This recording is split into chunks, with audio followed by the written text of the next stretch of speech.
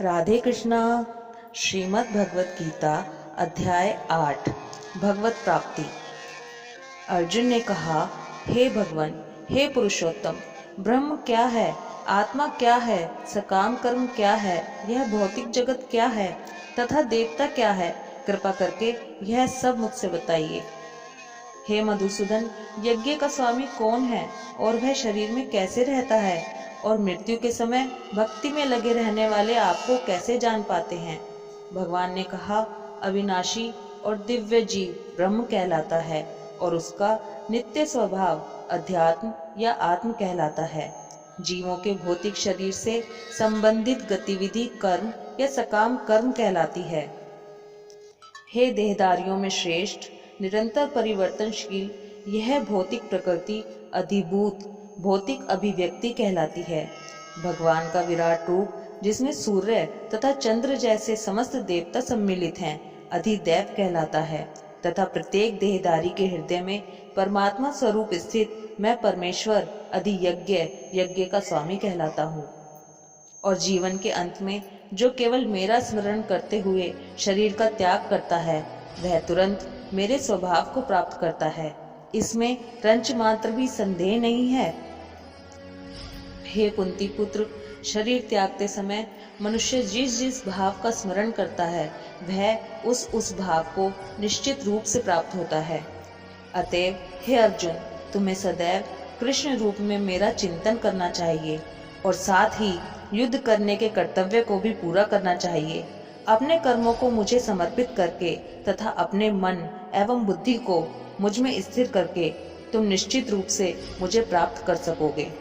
हे पार्थ, जो व्यक्ति मेरा स्मरण करने में अपना मन निरंतर लगाए रखकर अविचलित भाव से भगवान के रूप में मेरा ध्यान करता है, वह मुझको अवश्य ही प्राप्त होता है। मनुष्य को चाहिए कि परम पुरुष का ध्यान सर्वज्ञ, पुरातन, नियंता, लघुतम से भी लघुतर, प्रत्येक का पालन करता, समस्त भौतिक बुद्धि से परे, अचिंत्य तथा नित्य पुरुष के रूप में करे।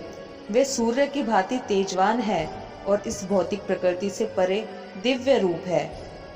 मृत्यु के समय जो व्यक्ति अपने प्राण को भोहों के मध्य स्थिर कर लेता है और योग शक्ति के द्वारा अविचलित मन से पूर्ण भक्ति के साथ परमेश्वर के स्मरण में अपने को लगाता है, वह निश्चित रूप से भगवान को प्राप्त होता है। जो वेदों के ज्ञाता हैं, जो ओंकार का उच्चारण करते हैं और जो संन्यास आश्रम के बड़े बड़े मुनि हैं, वे ब्रह्म में प्रवेश करते हैं। ऐसी सिद्धि की इच्छा करने वाले ब्रह्मचर्य व्रत का अभ्यास करते हैं। अब मैं तुम्हें वह विधि बताऊंगा जिससे कोई भी व्यक्ति मुक्ति लाभ कर सकता है। समस्त इंद्रिय क्रियाओं से विरक्ति को योग की स्थिति योग धारणा कहा जाता है।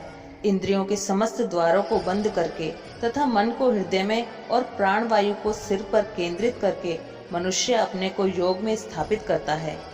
इस योगाभ्यास में स्थित होकर तथा अक्षरों के परम संयोग यानी ओंकार का उच्चारण करते हुए यदि कोई भगवान का चिंतन करता है और अपने शरीर का त्याग करता है, तो वह निश्चित रूप से आध्यात्मिक लोकों को जाता है। हे अर्जुन, जो अनन्य भाव से निरंतर मेरा स्मरण करता है, उसके लिए मैं सुलभ हूँ, क्योंकि वह मेरी भक्ति में प्रवृत्त रहता है। मुझे प्राप्त करके महापुरुष जो भक्ति योगी है, कभी भी दुखों से पूर्ण इस अनित्य जगत में नहीं लौटते, क्योंकि उन्हें परम सिद्धि प्राप्त हो चुकी होती है।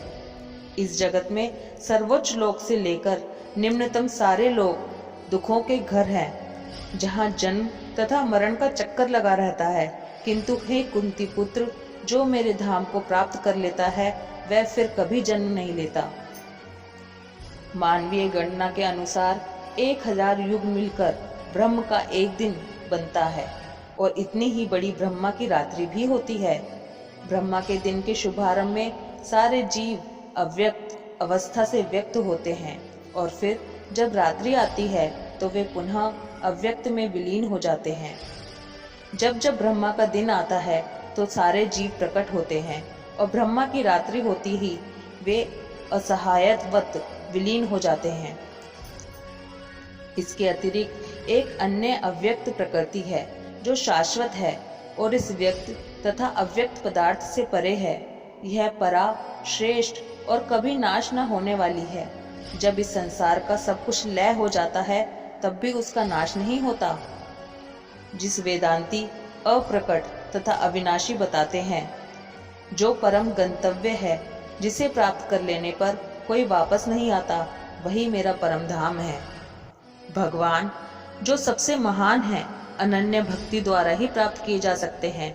यद्यपि वे अपने धाम में विराजमान रहते हैं, तो भी वे सर्वव्यापी हैं और उनमें सब कुछ स्थित है।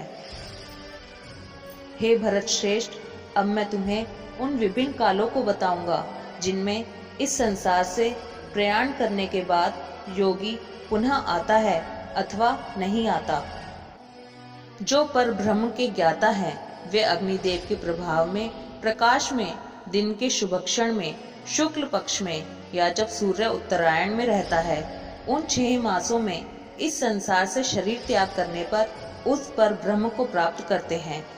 जो योगी धुएं, रात्रि, कृष्ण पक्ष में या सूर्य के दक्षिणायन रहने के 6 महीनों में दिवंगत होता है, वह चंद्रलोक को जाता है, किंतु वहां से पुनः पृथ्वी पर चला आता है।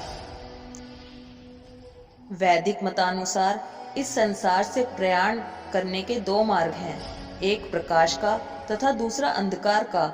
जब मनुष्य प्रकाश के मार्ग से जाता है तो वह वापस नहीं आता, किंतु अंधकार के मार्ग से जाने वाला पुनः लौट कर आता है। हे अर्जुन, यद्यपि भक्तगण इन दोनों मार्गों को जानते हैं, किंतु वे मोहग्रस्त नहीं होते, अतः तुम भक्ति में सदैव स्थिर रहो। जो व्यक्ति भक्ति मार्ग स्वीकार करता है, वह वेदाध्ययन, तपस्या, दान, दार्शनिक तथा सकाम कर्म करने से प्राप्त होने वाले फलों से वंचित नहीं होता। वह मात्र भक्ति संपन्न करके इस समस्त फलों की प्राप्ति करता है और अंत में परम नित्य धाम को प्राप्त होता है। इस प्रकार श्रीमद् भगवत गीता के 8वें अध्याय भगवत प्राप्ति का भक्ति वेदांत तात्पर्य पूर्ण हुआ। राधे कृष्णा।